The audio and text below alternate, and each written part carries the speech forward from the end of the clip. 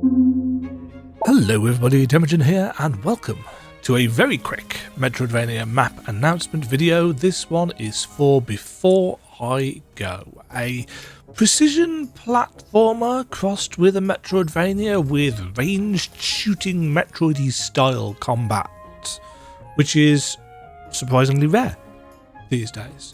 It's not the biggest game, it's not the longest game, but it is pretty much a solo dev effort that's been worked on for several years, and it is a 2.5D game, which means that a huge amount of effort has had to go into modelling, environmental work, lighting, texturing, and so on and so forth. It's not just a case of sprite work, it's 3D modelling, and that is not to in any way kind of denigrate the effort that goes into decent sprite work, but 2.5D is a whole different kettle of fish, as the grime guys are very, very aware. So Before I Go is not going to take you 20 hours, probably. It is a much more kind of classic length Metroidvania. If any of you are like me and grew up with the handheld Castlevanias, the Argovanias, Portrait of Ruin, Harmony of Dissonance, and so on and so forth, you'll know that those games are mostly about an 8 to 10 hour experience, and this is probably for 100% about that length. There is a speedrun achievement for completing the game within 4 hours, and that's very doable. I haven't done it, but it's very, very doable. Let's take a look at the map, because that's the whole point of this video. So, everything that you could want is on here. It's not a super complex game in terms of what it offers, but it does have a number of things to find. It's got pieces of heart, style stuff. It's got pieces of energy, style stuff.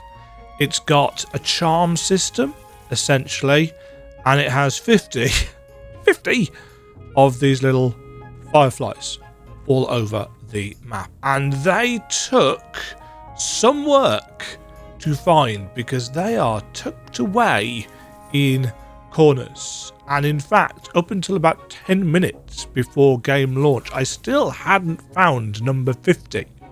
I'd found 49 with reasonable ease. Number 50, not so much, but I got it. It's on here, so this is a 100% map. However, if you've used many of my maps in the past, or any of my maps in the past, you'll know that sometimes I tend to go a little bit whole hog. With this one in particular, I have noted down all of the interactive elements, because that forms the basis of this game's platforming. So all of the grapple points, all of the levitation orbs, all of the ghost platforms, all of the teleport platforms, and I've color-coded them on this one just for reasons. We've also got the resurrection points, the save points, any doors with levers, any power pylons that need activating before lifts work, and so on and so forth. Everything is on here. It is very, very comprehensive, as far as I'm aware, in that way. We've got health fragments, energy fragments, your charm slot. Charm things are there as well. They don't actually have a cost system like in, say, Hollow Knight or something like that. You just unlock them in your skill tree. You can have up to 4 total. They don't have individual cost. It was a fun map to put together. I couldn't tell you how long it took. I know I've done 12 hours work on it in the last 2 days. But I also did a load of work on it during the very first demo that came out in 2024.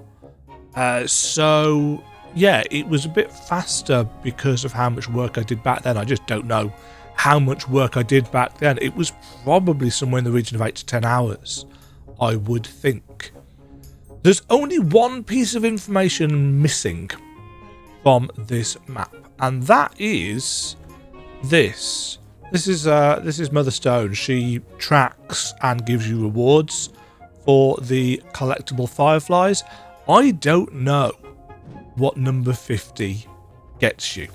Once you've found all of them, I don't know. She has some sparkles in her hands and then it flies off the side of the screens. I don't know what it does because it was the last thing that I did. It's possible that it helps out finding other things. It wasn't a cash reward or anything like that. So if anybody happens to know, can you leave that in the comments down below and tell me what it is? Because I don't know what it did and I don't have time to play through the game again. But yeah, everything is on here. I had a good time with the game. I did get frustrated with some of the precision platforming. It wasn't really... I'm not a precision platformer, realistically. So the more challenging bits, I was getting quite frustrated with how much precision was needed. That's a skill issue. That's absolutely fine. The combat is very passable. The bosses are interesting enough to look at. I won't say it's particularly challenging as regards bosses. The narrative kind of tone is quite dark. So if you want a light-hearted story, that's not what this is going to be about. It deals with themes of death and letting go, as the title might suggest. But realistically, it's a very competently put together game. It runs very, very well. I imagine it would probably run quite well on something like a Steam Deck. They don't quote me on that because I haven't tried it on the Steam Deck, but it seems to be quite a performant title. But that is on my PC, 7950X, 64GB of RAM, 4080 Super GPU. So as always, your mileage is going to vary on that one. Maps found in the usual places. Go and support the dev if this looks like your cup of tea. It is, as I said, pretty much a solo dev effort with a little bit of help for certain things. And I had a decent enough time with it. I'm not blown away by Before I Go. I think the demo did a good job of showcasing realistically what the game was going to be. And I'd say that, you know, for what it is, yeah, good stuff. Thank you for watching. Thank you for supporting, as always. Have a great day. Cheerio. Thank you very much for watching. If you enjoyed the video, why not click the like button and consider subscribing. Remember, you can ring the bell notification icon to get notified when new videos go live. And until next time, cheerio.